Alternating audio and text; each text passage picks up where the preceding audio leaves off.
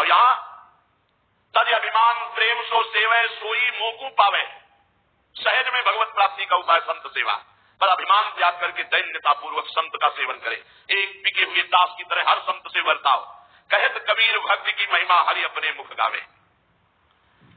आगे कह रहे भक्तन के संग भगवान ऐसे फिर करे, जैसे बच्च संग फिरे नेहवती गाई है। हरिपाल नाम विप्रधाम में जन्म लियो, कियो अनुराग साधु दई श्री लुटाई है। केतिक हजार ले बाजार के करज खवाए, गरज न सरे कियो चोरी को उपाई है। विमुख को लेत हरिदास को न दुख देत, आए संत द्वार सिया संग बतराई है।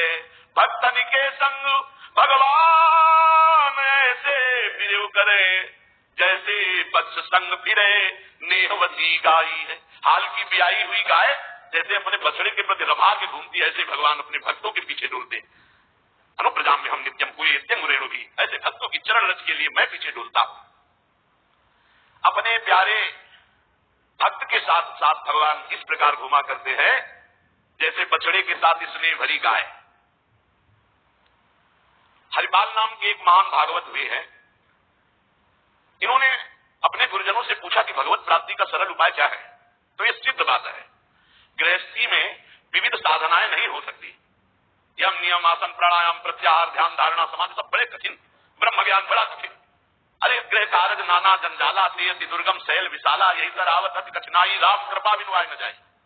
घर गृहस्थी के इतने झंझट है, इतनी चिंताएं हैं कि वो बैठकर चित्र को परमात्मा में एकाग्र करे। कोई बहुत ही कृपा पात्र होगा साधु का तो ऐसा कर रहा होगा, अन्यथा प्रपंच का चिंतन होता है।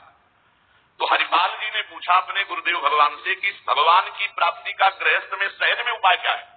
कठिनता से तो बड़े उपाय वर्णन किए गए, सहज में भगवत प्राप्ति हो जाए। उनके गुरुदेव ने बताया संत सेवा। संत सेवा निश्चित भगवत प्राप्ति का उपाय, संत सेवा निश्चित। अच्छा, संत बड़े कृपालु।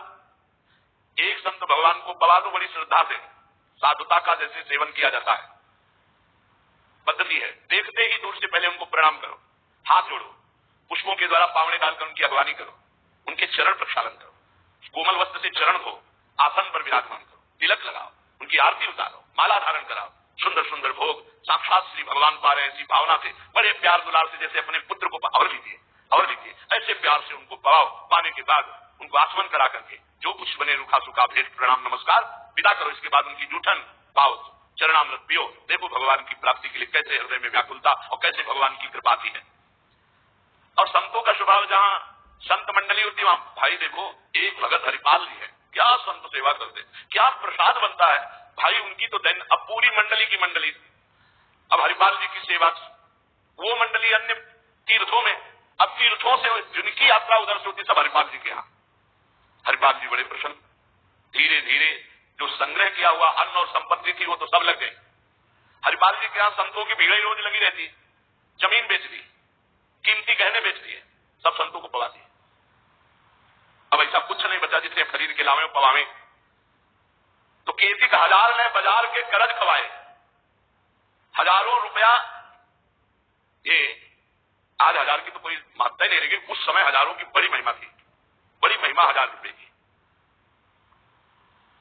1 रुपया लेके जाओ तो काफी सामग्री लेके आ जाओ दुकान से। ऐसा हमारे साथ 5 किलो नमक मिलता था, 3 रुपया का ऐसे दूध दुहा लो, ऐसे गाय से दुहा के भैंस गाय का तो 3 रुपया, 40 रुपया का शुद्ध घी कि वो मटका खुले तो आसपास एरिया में छा जाए ऐसा घी। ये सब नकली घी ले, और दूध तो बेचना एक तरह से अपमान माना जाता था। सारी संपत्ति साधु सेवा में लगा दी और बाजार से हजारों के कर्जे हो गए। अब कर्जा लेकर के संतों को पवा दिया, अब कोई कर्जा भी ना दे। अब हरिपाल जी दुकान में गए कि पहले 1000 पहले के पड़े तो आपको, अब बाजार में कोई कर्जा नहीं, संपत्ति सब बिक गई। देख लो भगवत प्राप्ति के भाव। घर में कोई ऐसी वस्तु नहीं रही कि बेच के खवा दे। और संत मंडली, कहीं जय द्वारिकाधीश, कहीं जय सियाराम, कहीं हर हर महादेव, अलग अलग संतों की मंडलियां। हरिपाल जी ने विचार किया आप क्या हो, बहुत लंबे तगड़े। विमुख को लेत हरिदास को न दुख देत, आए संत द्वार सिया संग बतराई है। संपत्ति गई, कर्जा हो गया, संत भूखे नहीं जाएंगे चाहे हमें चोरी करना पड़े। चोरी कैसी? एक प्रधान रास्ता जंगल में था, उस समय अस्त्रों में भाला, तलवार, तीर, धनुष यही थे, तो भाला लेकर के अब चुपचाप बैठे रहते, न रामकृष्ण कोई बोलने वाला, न गले में कंठी, न कोई भागवती तिलक, मारते नहीं थे। भाला गले तो लंबे चौड़े विशाल शरीर के थे, तो डर के मारे अपने आप जो है वो लेकर के संतों को पवाना शुरू किया। छल कर बल कर लीजिए महाकृपिन को दाम, और साधुन के मुख बोइए या है दयालु का, उसका भी कल्याण हो जाएगा, आपका भी मंगल हो जाएगा। साधुन के मुख में अच्छे अच्छे पदार्थ, तो वो धन धन्य हो गया, वो धन जिसका लिया उसका भी धन। लेकिन ये तब पहले अपनी संपत्ति खर्चा कर डालो, बेईमानी नहीं, बाजार में कर्जा ले लो, जब उसके भी पटाने का रह जाए कि अब नहीं पट सकता और संत आए, तब ये उपाय है, पहले नहीं। पहले साधु अनुराग में दही स्त्री लुटाई है, सब खर्चा कर दिया, फिर खेती हजार में बाजार के कर्ज रखे, वो भी खवा दिया। अब देखा संत वापस न जाए। अब उस मार्ग से जो अगर कोई निकलता हो, जहां भाला लेके निकलते हुए, अरे राम वहां जुड़ लेते, अभी तो खबर फैल गई कि रामकृष्ण बोल रहे हो तो डाकू चोरी नहीं करता, कंठी तिलक हो तो डाकू चोरी नहीं करता, कौन डाकू ये पता नहीं चलता था। अब वहां जो निकले जंगल में तो शुरू से ही कोई श्री राम जय जय राम, कोई राधे राधे, कोई कृष्ण कृष्ण, और उतनी देर के लिए तिलक जरूर लगा लेते। अब समस्या की वैष्णव को लूट नहीं सकते, मुख से नाम निकल जाए उसे लूट नहीं सकते। अब वहां जो निकले तो जैसे भयभीत होकर से ही वहां जय श्री राम राधा राधा कृष्ण कृष्ण हरि हरि, क्योंकि पता है डाकू है, भाला लिए मारेगा, चोरी कर लेगा, यद्यपि उन्होंने किसी को मारा नहीं था। अब वहां किसको चोरी करे, चोरी कर ले सब। वो साधु मंडली आई, बड़ी सत्कार करना है, घर में कोई सामग्री नहीं, और चोरी अब हो नहीं सकती, क्योंकि जंगल से जितने निकलते हैं सब कंठी तिलक और नाम जब, भले जिंदगी में न धारण करे, लेकिन वो रास्ता जब जाएंगे तो जरूर धारण कर लेंगे। देखो ये भक्त का प्रताप, और पूरे रास्ता नाम कीर्तन सब। हरिपाल जी अपनी पत्नी से कहा, तो बड़े भाग्य, इतने संत घर में पधारे, पर भोजन की तो कोई व्यवस्था न बाजार से हो सकती है, ना हमारे पास कुछ रह गया है। पत्नी ने कहा, ये घर में दाना भी नहीं है, कैसे होगा अतिथि सत्कार, सब संत वापस चले जाएंगे भूखे, ये तो बहुत बड़ा अनर्थ हो जाएगा।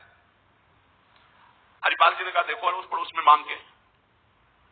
उनकी पत्नी जिस दरवाजे में जाती है कहती, संत आए, बस शब्द ही सुनते दरवाजा बंद कर लेते, मांगने आए हैं, पहले चले गए, अभी वापस दिया नहीं, फिर मांगने आए। अब वापस पत्नी आ गई, हरिपाल जी से कहा, दाना नहीं मिला है, आपकी व्यवहार का ऐसा प्रताप फैल गया है कि देखते ही दरवाजा बंद हो जाता है। हरिपाल जी ने कहा, भगवान ही का सहारा है, उन्हीं का स्मरण करते हैं, और अंदर ही अंदर की देखो, गुरुदेव भगवान ने कहा था साधु सेवा से भगवान की प्राप्ति होती हुई, तो प्रभु आप मिलो न मिलो, लेकिन आज संत हमारे यहां से भूखे वापस नहीं जाना चाहिए, प्रभु कोई हमें उपाय नहीं सुनाई दे रहा। तो बैठे कृष्ण रुक्मिणी महल तहा सोच पर्यो, हरियो मन साधु सेवा, तो साहू रूप कियो है। हरिपाल जी की पुकार और भगवान का लीला विहार शुरू। बड़े हाथ रत्नों से जटित मुकुट, कुंडल, गर्दनी, बाजूबंद, कंकण सब धारण। रुक्मिणी जी का जय जय, अपने हाथ से सब कीमती कीमती हाथ छाट छाट करके। पूछी चले कहा, कही है हमारो एक भक्त। कहा प्रभु, ये नया नया सब आभूषण दिव्य कीमती श्रृंगार, बोले भगत है आज उसके दर्शन करने जा रहे हैं, दर्शन देने नहीं का, दर्शन कर, तो मैं हूं आऊं, बोले हाँ आओ, क्योंकि हमसे ज्यादा श्रृंगार तो आप धारण करेंगी, आओ आए जहां पूछ लियो है। रुक्मिणी जी ने कहा, प्रभु जिन ऐसे महाभागवत के आप दर्शन करने जा रहे हैं, मैं भी दर्शन करने जा, बोले बिल्कुल बिल्कुल, आज तो हम जरूर ले चलेंगे, पर देखो बढ़िया से बढ़िया पूरा श्रृंगार कर लो। रुक्मिणी जी ने, और श्रृंगार प्रभु से ज्यादा रुक्मिणी जी का श्रृंगार, वैसे भी पुरुष से ज्यादा श्रृंगार माताओं बहनों का होता है। उन्होंने देखा कि जब इतना महान भगत है कि प्रभु सब कीमती तो और बढ़िया बढ़िया हार और सब, प्रभु और रुक्मिणी जी, प्रभु ने कहा एक बात है, कोई भी भगवत चर्चा नहीं करनी, कोई भी भगवत चिन्ह नहीं धारण करना। तो प्रभु ऐसे कैसे भक्त के पास जा रहे हो कि जो भगवत चिन्ह से विरोध करता है, भगवत चर्चा से विरोध करता है? बोले हम जो कहें वो मान लो, रस्ते में कोई भगवत चर्चा, कोई भगवत नाम, कोई भगवत चिन्ह, सब संसारी आभूषण सब। प्रभु कैसा भगत है आपका? बोले बहुत उच्च कोटि का, दर्शन से निहाल हो जाओगे, ऐसे भक्त का कभी दर्शन नहीं हुआ होगा। रुक्मिणी जी तैयार हुई, भगवान तैयार हुए और हरिपाल जी के द्वारे पे आए। अजूमक चले जात बड़ो उत्पात मधी, को पहुंचावे देवो ले रुपया दियो है। करो समाधान संत मैं लिवाए जाऊं, इन्हें लाई वनमाज देखी बहुधन जियो है। भगवान स्वयं गए और हरिपाल जी को बुलवाया गांव के बाहर और कहा भाई सुनो, सुनते हैं जंगल में कोई चोर लगता है, हम दोनों सेठ हैं, सेठ टाइम, ये ले स्वर्ण की एक मुहर और मैं पूरा रास्ता पार कर दो। भगवान जैसे मरते को पानी मिल जाए ऐसे ऐसे आपने संत मन में सोचा संत वापस चले जाएंगे। गौर से देखा गले में कोई तुलसी नहीं, कोई भागवतिक चिन्ह नहीं और माल पूरा सब श्रृंगार से। बोले भगवान आज तो बरस पड़े, आज खूब संत सेवा होगी। बोले मुहर देव या न देव, हम आपको पार कर देंगे जंगल में। जगत रूपी जंगल से पार करने वाले भगवान को हरिपाल जी कह रहे हम पार कर देंगे आपको, क्योंकि नजर गई ना एक से कीमती रत्न। बोले महीनों संत सेवा चलेगी। हरिपाल जी से बातचीत कर रहे कि कहीं शंका न हो जाए। बोले अमुक शहर जा रहा हूं, हमारा बड़ा व्यापार चलता है, तुमको 1 रुपया तो देंगे ही, पर सुरक्षित हमें पहुंचा दो। ये दो। वो दौड़ करके कहा रुको, अपनी पत्नी का 1 रुपया का जाओ, स्वर्ण का है, कुछ जलपान लाओ, संतों को पाओ, भोजन की व्यवस्था रास्ते में हम कर लेंगे, बाल भोग कराओ, संतों का समाधान बाल भोग कराओ। राजभोग की व्यवस्था में विशेष सिटाई है, बड़े भोले हैं, बड़े प्रसन्न हुए, मानो प्राणों का संचार आ गया संत सेवा में।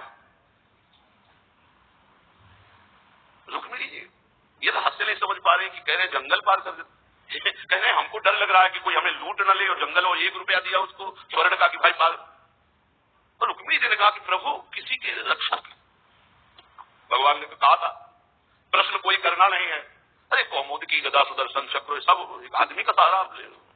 रुक्मिणी जी ने प्रभु आप काम कहा था, बातें करो व्यापार की, इधर सुदर्शन चक्र के लिए कौमुद की गदा, व्यापार रुपया पैसा हार हीरा जवाहरात इनकी बातें। गौर से फिर देखा कि कहीं कोई भागवतिक लक्षण देखे जो निहारी, माला तिलक ना सदाचार। बड़े खुश हुए, होएंगे भंडार जो पैधर तो लायो है। जब इतना पहनावा है तो खजाना इनके होगा, लूटने में कोई दोष नहीं है, कोई भागवतिक चिन्ह नहीं और कोई भगवत चर्चा नहीं।